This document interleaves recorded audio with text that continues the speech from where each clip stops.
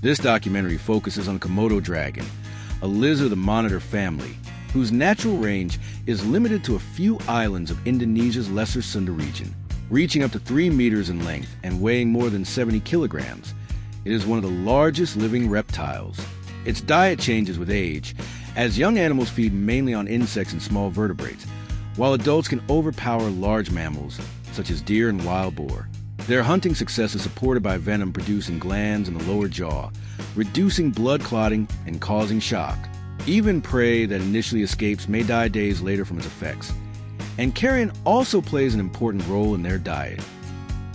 Komodo dragons are a major attraction for tourism in their native habitat.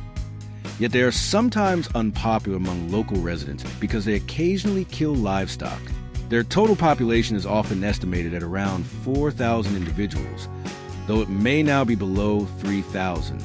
In 2021, the IUCN estimated about 1,400 mature animals and roughly 2,000 juveniles.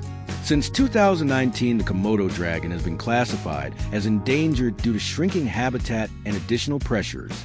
This situation highlights how fragile the ecological balance on the islands is, and how essential targeted conservation efforts are to ensure the long-term survival of this remarkable species.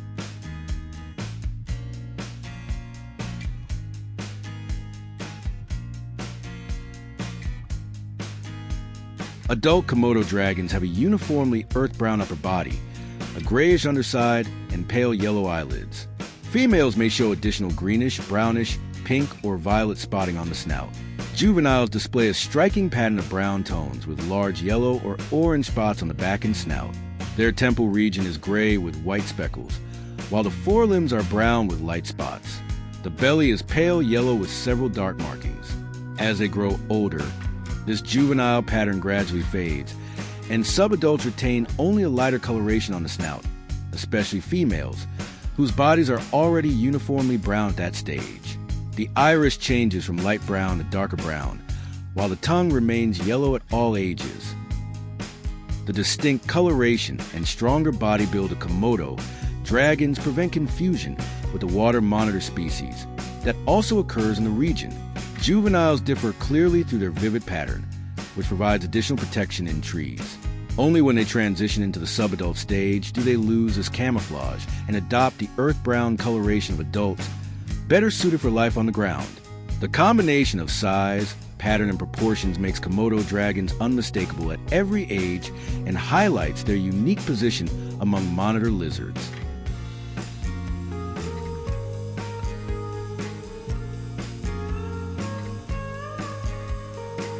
Adult Komodo dragons are heavily built lizards with a broad snout and a robust body that changes noticeably as they grow.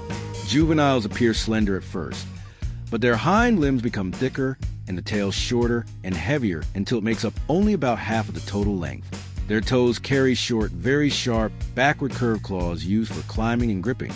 Beneath the scales lie bony plates that provide extra protection on the forelimbs, the base of the tail, the neck, and the top of the skull. The teeth are pointed, slightly backward curved, and can reach up to 2 centimeters in large individuals, with fine serrations along the rear edge that increase cutting efficiency. Recent studies show that the teeth have an ultra-thin iron coating, especially concentrated at the tips and cutting edges, preventing wear almost completely. The species shows only slight sexual dimorphism. Males tend to be larger and heavier, and often display 2 small depressions in front of cloaca. Wild Komodo dragons reach sexual maturity at around 150 centimeters total length. Adults on Komodo average about 92 centimeters snout-to-vent length and roughly 196 centimeters total length at around 23 kilograms. Dominant individuals can grow much larger, regularly reaching lengths of 225 to 260 centimeters on prey-rich islands, and in rare cases exceeding 3 meters.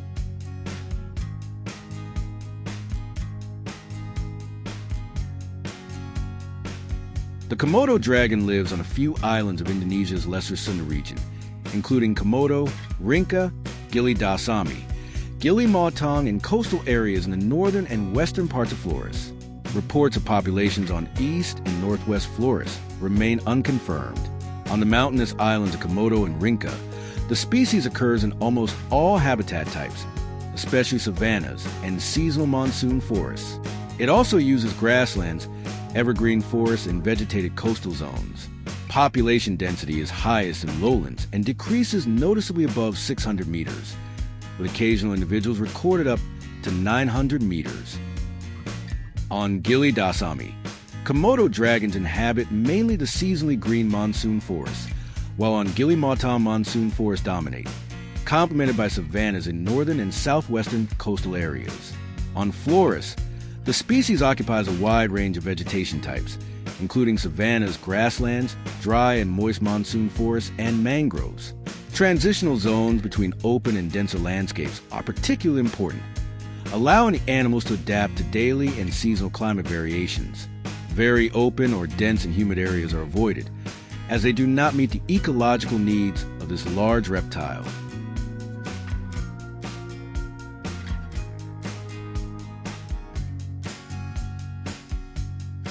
Young Komodo dragons spend almost their entire early life in trees, where they find food, sunning spots, and protection from larger conspecifics that would prey on them. They are excellent climbers and can ascend vertical trunks up to 10 meters high, even when they exceed 1 meter in length. Only when they reach around 100 centimeters do they gradually expand their activity to the ground, and at about 150 centimeters, they fully adopt a terrestrial lifestyle, as size and weight no longer allow climbing. Even heavy individuals can climb stairs, which is why residents of Komodo build their houses on stilts and keep doors closed. Large Komodo dragons travel several hundred meters per day, sometimes several kilometers, moving to their territory in a steady trot. Their activity is strongly influenced by the search for food and mates. When threatened, Komodo dragons can run up to 18 kilometers per hour regardless of size and maintain this speed over considerable distances. They are moderate swimmers, moving underwater with undulating body motions and diving up to 4 meters deep, though they rarely swim and usually only short distances. Komodo dragons are diurnal and follow consistent daily rhythm. During the rainy season, they are most active around midday, while in the rest of the year they warm up in open areas in the morning, rest in cool shelters at midday, and increase activity in forested areas in the afternoon. Adults use self-dug burrows or mammal caves as shelters, while juveniles hide in tree hollows, crevices, or under loose bark.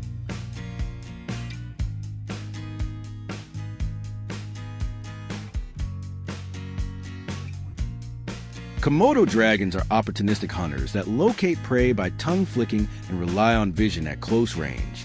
Juveniles feed mainly on small lizards and insects found under bark or in grass.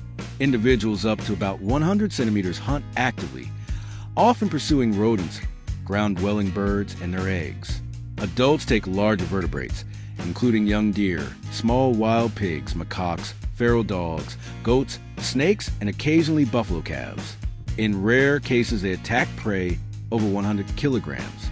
Cannibalism occurs in dense populations, with juveniles sometimes eaten by larger individuals. Adult Komodo dragons hunt from ambush, wading along game trails or approaching prey slowly. From short distance, they strike suddenly. Small prey is killed by shaking or pressing, while large prey is pulled down by bites of the hind legs or neck and weakened by deep wounds until it bleeds out. Failed attacks may leave prey injured and fleeing, dying days later. Komodo dragons also feed on carrion, detecting it by scent over several kilometers. Large carcasses can attract many individuals, and dominance determines feeding order. Prey is swallowed whole or in large chunks, bones loosened by shaking, and most of the carcass consumed.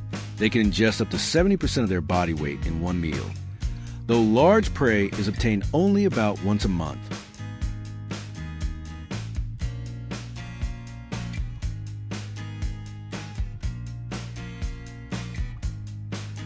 The Komodo dragon has venom glands in the lower jaw, with ducts open between the teeth into the mouth.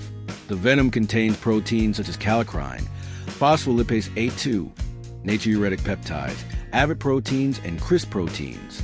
This mixture causes rapid blood pressure loss, extreme pain sensitivity, and strong inhibition of blood clotting, quickly weakening large prey. Venom is crucial because the skull is biomechanically suited mainly for pulling forces from the front and the bite force of about 39 newtons is relatively low. The initial venomous bite compensates for this limitation and allows the dragon to subdue large animals. Earlier assumptions that prey died days later from bacterial sepsis are now considered outdated. Although pathogenic bacteria are present in the Komodo dragon saliva, they usually play only a minor role in the death of escaped prey.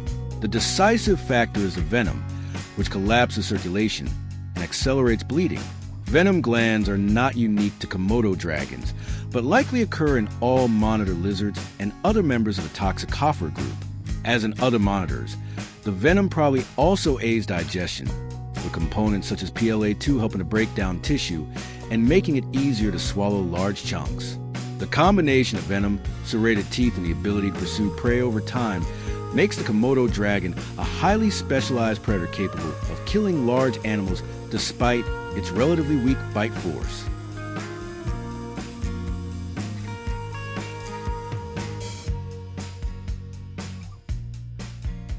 The Komodo dragon is one of the most remarkable lizards on Earth, showing a unique combination of ancient strength and specialized adaptation in its behavior, anatomy, and ecological role.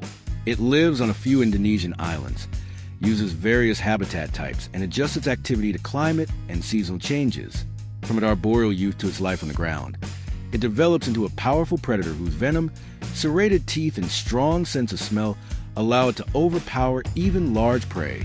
Its diet ranges from insects to mammals, supplemented by carrion detected over long distances. Despite its strength, the species is threatened as habitat loss and low population numbers endanger its long-term survival. The Komodo dragon clearly demonstrates how fragile the ecological balance of its islands is. As a top predator, it influences entire communities, yet its small population makes it vulnerable. Conservation programs, habitat management, and limiting human impact are essential to preserve this ancient reptile. The Komodo dragon symbolizes a link between evolutionary history and modern conservation challenges. Its future depends on protecting the remaining habitats and maintaining the balance between humans and nature.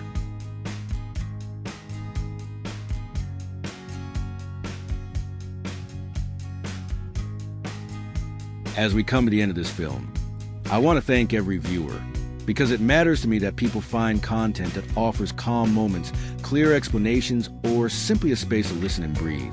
And I hope this film has provided a bit of clarity and perhaps shown how fascinating the world can be when we take the time to look a little closer. Many people look for information that is not loud but explained in a clear and human way. And if this film achieved that, it shows that such content is valued and that it is important to tell things in a way that anyone can understand, without pressure, without rush, and without complicated language, but simply in a way that feels inviting and easy to follow. I hope this film has helped make the world a little more understandable, because sometimes a quiet moment is enough to grasp something that once felt confusing.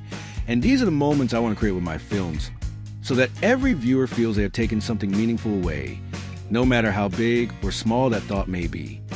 To finish, I kindly ask all viewers to subscribe to the channel, leave a like, and activate the bell, because every bit of support helps create new films and keep this knowledge available for everyone. And I want to thank each person for their time, their attention, and their willingness to join me on this journey, because that is what keeps this work alive and makes it possible to tell new stories.